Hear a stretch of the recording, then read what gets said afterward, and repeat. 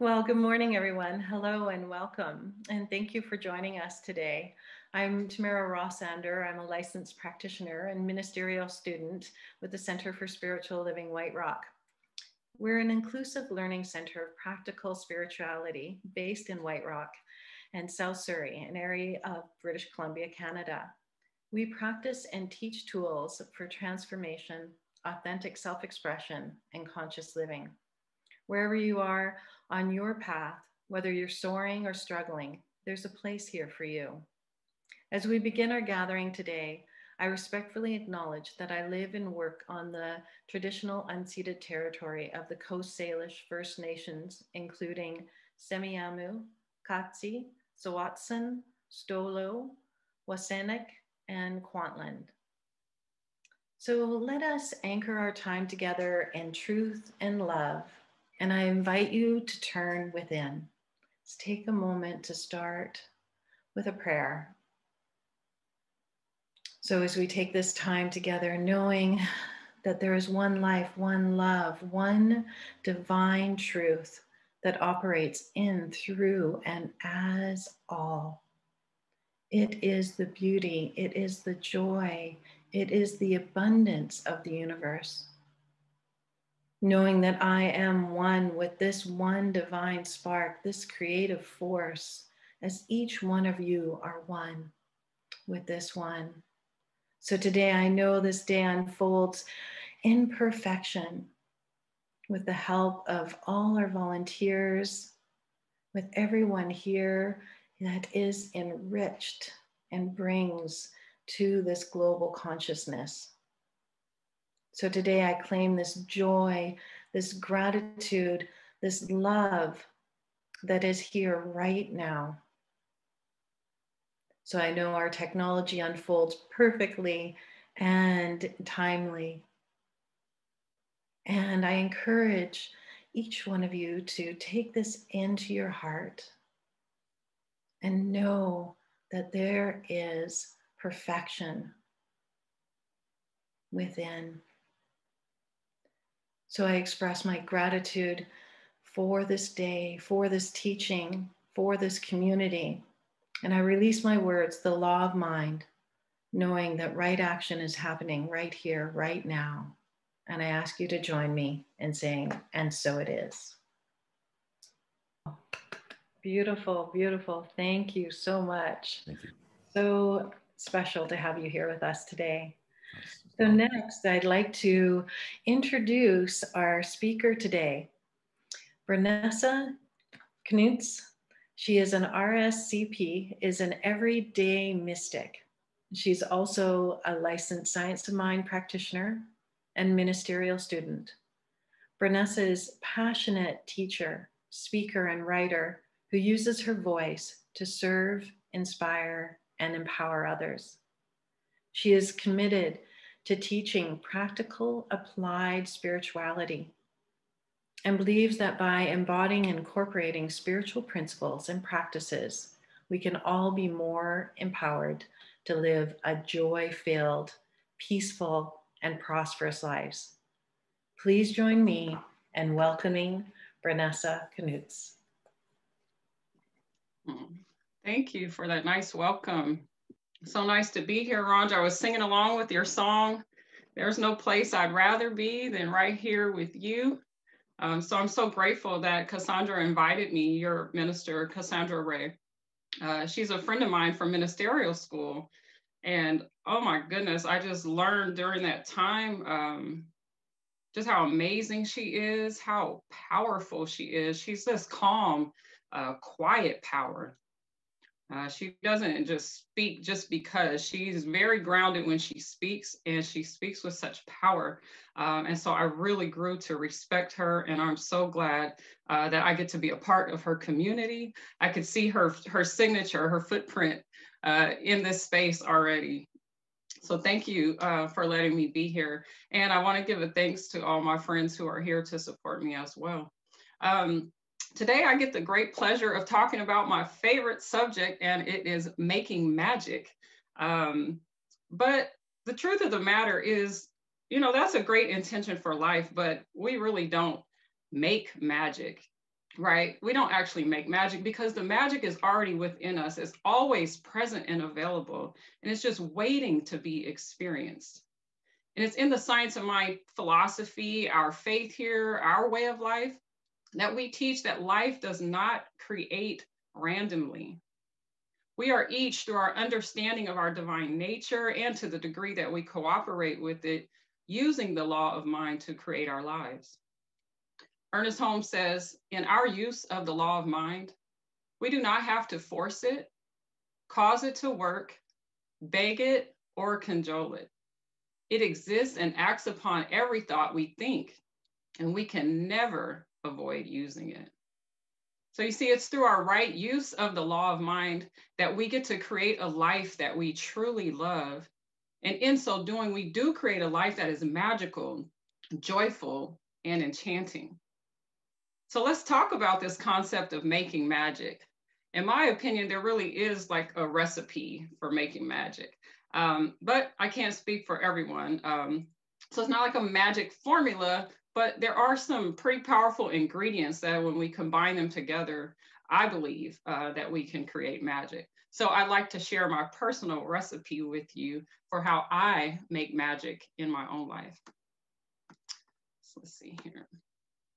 All right, so the first and most essential ingredient for creating magic in our lives is spiritual principles. To create magic in our lives, we must first know who God is and what our relationship is to this infinite intelligence. Before I found science of mind, I was already positive and driven, and I was using the law of mind before I knew that it was a thing. However, I was constantly climbing uphill, swimming upstream, exhausting myself, trying to will my way through life. Being so focused and ambitious, that was my way of fighting through the challenges that I experienced growing up. It was just a response to my condition and to my past.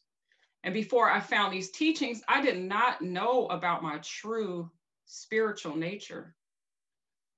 But once I discovered through these teachings who I really am, I was able to lighten my load by changing my thinking and partnering with spirit. I call this infinite intelligence, I call spirit my CSO, my chief spiritual officer. So I'm in business with God here, co-creating my reality. And it is the most fun to do so with spirit. I always say spirit likes to show up and show off on my behalf. And it does feel magical when that happens. And the way I gain knowledge and the way that we gain knowledge about our relationship to this divine essence, this essence that is within us, is through attending services like these, right? Gaining knowledge of spiritual principles through classes, services, through our own sacred study. Anything that can build our foundation, as I said, spiritual principles are the main ingredient for creating magic in our lives. And as we learn more about our divine nature, as we ground ourselves in spiritual truth, we are able to tap in and tune into that knowing, right? To embody that knowing, to create a life that we love. I mean, just think about the principles that we teach here. The God that is everywhere present is present within me, expressing itself uniquely and completely and intentionally as me. That is a powerful thing to know. And it is not the principle itself that creates the magic. It's actually our consciousness of spiritual principles. That's where the magic lies. That's where the source lies, right? I was thinking when I was writing my talk about Christmas and about how at nighttime a house could be really dark, right? But we may not know as we drive by that they have Christmas lights, but it's when they plug into that power source that, it looks like magic all of a sudden is available, right? The source was always there. Other principles that we teach that teach us about our divine nature is that heaven is within us. Heaven is a state of mind, is a state of consciousness. And we get to experience more of this consciousness, more of heaven, to the degree that we become aware of it. It is in this understanding that we create greater magic, joy, awe, and enchantment in our lives. And I looked through the Science of Mind text, and I could not find the word magic anywhere. And that is because our founder, Ernest Holmes, didn't believe in magic per se, because he was deeply convicted in knowing that this power source that is within each one of us is always present, always available for us to tune in, tap in, and align with it to create a life we love. So again, we must have a supply on hand of spiritual knowledge through our spiritual principles in order to make magic. Now, the second ingredient for the recipe for making magic in our lives is our spiritual practices. It's by engaging in spiritual practices that we court the presence of spirit in our daily lives and make it more welcome. That's what we're doing. We're not making magic. We're making the experience, the direct experience of magic more welcome in our lives. In the book, The Magic of the Soul, Applying Spiritual Power to Daily Living, Patrick Ervila states, recognize that spiritual force, the magic of each individual soul, is present and active in every experience. Through daily practice, people can dramatically change how they respond to life's challenges and infuse the direction of their lives with greater peace, fulfillment, and meaning. And so I'm sure you all have your spiritual practices that you engage in. Some of mine that I turn to consistently is meditation, affirmative prayer or science of mind treatment, self-reflection, having a gratitude practice, right? We have to celebrate this energy, and connecting with nature. And my friends know that I often refer to meditation as my medication. And if they see me moving around in lack consciousness or victim consciousness, they have my permission to ask me if I am off my medication, meaning my meditation. Have I been meditating? Because when I'm meditating consistently, doing my spiritual practices consistently, life really does feel magical.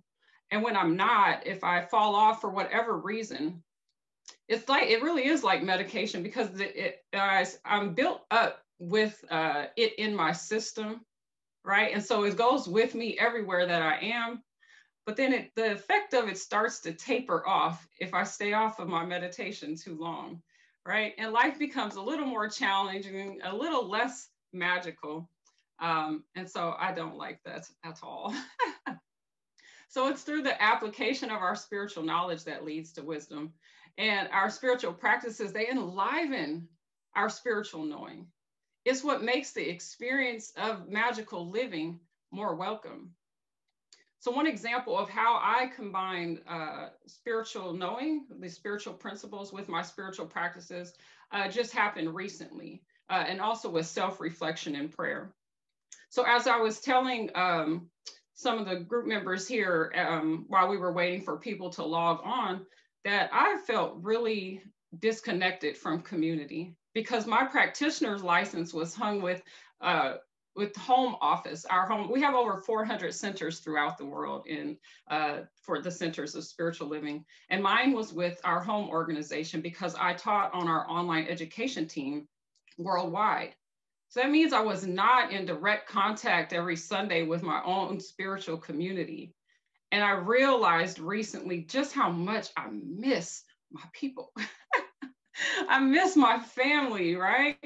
And so in that realization, I meditated on it and I prayed, and I miss teaching. I'm used to teaching, and I hadn't been teaching classes either. And so I prayed. That was self-reflection, right? I meditated on it. I spoke my word through affirmative prayer about what I wanted. I wanted to feel connected again. I wanted an opportunity to teach again. And that was right before bed. And I am not kidding. The very next day, a minister friend of mine called and offered me a spiritual leadership position at his center, just like that. And so now I get to teach classes again. I get to be connected to a local community again. That is the power that we have within us. Ernest Holmes says, the power of God is mine to use. That's how he started out all of his radio addresses back in the day. The power of God is mine to use. And so, yes, we have the power to manifest by speaking our word, affirming our word, right? Grounding our knowledge by applying it and embodying it. And it doesn't always happen that quickly, but oftentimes it really, really does. But another example of something that took a while to manifest is me being here with all of you, where I did pray and set an intention to be able to speak and use my voice to serve, to inspire, and to empower people. And I wanted to do it on an international basis. So you are my first international community. And look how magical life is. I didn't have to commute very far. I just went from my bedroom to my office right here where I live, but yet I get to be with all of you. So that's an example of a manifestation that, you know, took a while. This took a while, right, to be able to have this opportunity. But I planted the seed in the soil long ago for an experience such as this.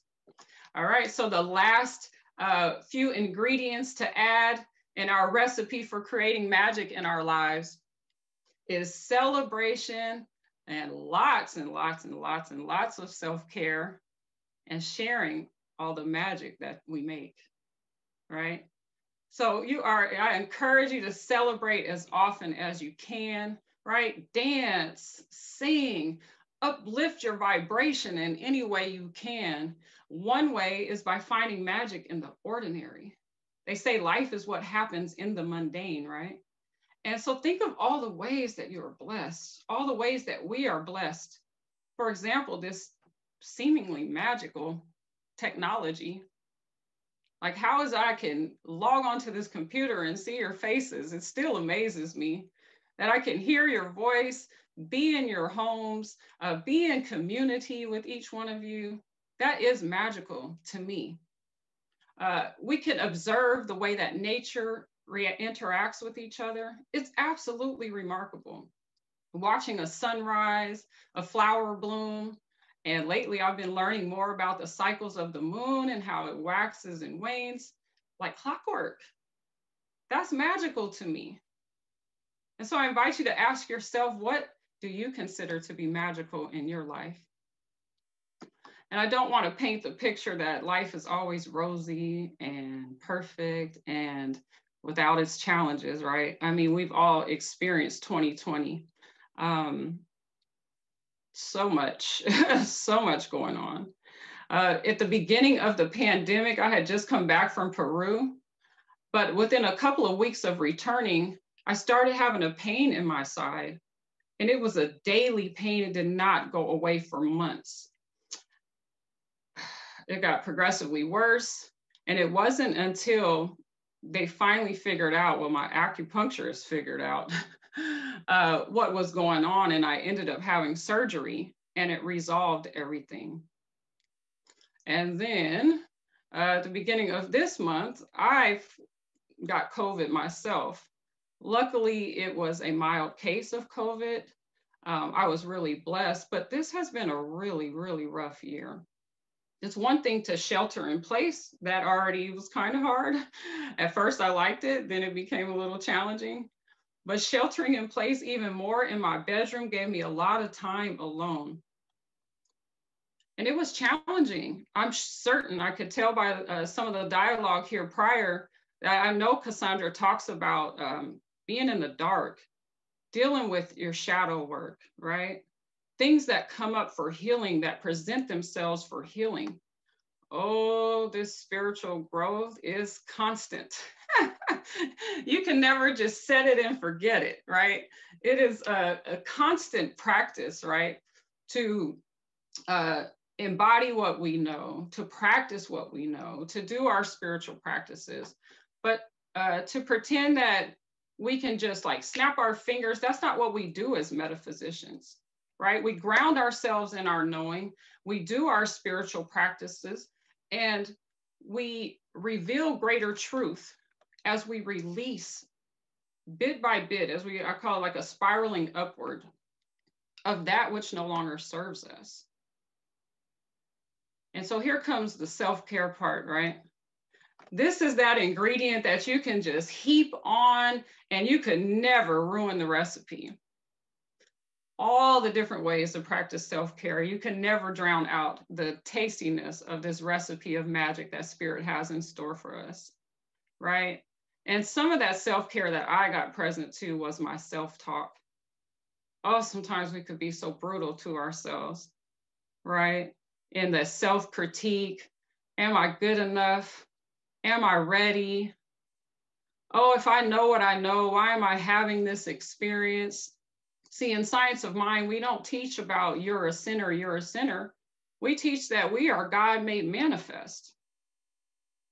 But sometimes we can feel that same energy when we're not manifesting in our lives ease and grace and all things good. But we also teach that the light and the dark are but one. So I've learned to embrace over the years the shadow work, because even in the midst of hard, what I've come to know and have faith in is that means that there is growth on the other side of that. There's always, for me anyway, been an experience of the breakdown before the breakthrough. So I just encourage you all, if you can relate to anything that I'm sharing with you about when the times get hard as well, to just practice that self-care, being kind to ourselves. And it's in being kind to ourselves and recognizing our divine nature that we treat others as the divine beings that they are. And we share our light with those in our, I think in terms of concentric circles, those in our inner circle, right? But it's like, I am the path to peace. It begins within me by dealing with myself, right? By practicing and growing myself, I'm able to be greater light in the world, in my family, in my workplace, in my community, right? And in the world at large. So remember, just heap on that self-care. You can never get enough of that. And so I just invite you to slow down if you haven't already in life. Do what you can to celebrate all that there is to be grateful for in your life. Find magic in the ordinary and share your light with others as much as possible. We can make more magic in our lives and in the world by knowing about our divine nature and developing our Christ consciousness through spiritual principles and learning. We can align with it through our spiritual practices, and we can express more of it through embodiment, celebration, caring for ourselves, and sharing our light with others. And so to ground this message today, I invite you to affirm it with me by repeating after me while you are still on mute. Ready? The magic of spirit within me is always present and available. I know it, I align with it, and I am grateful for it. Yes, and so it is. This is my recipe for making magic. I hope you enjoy it, and I hope you find it delicious and uplifting. Thank you.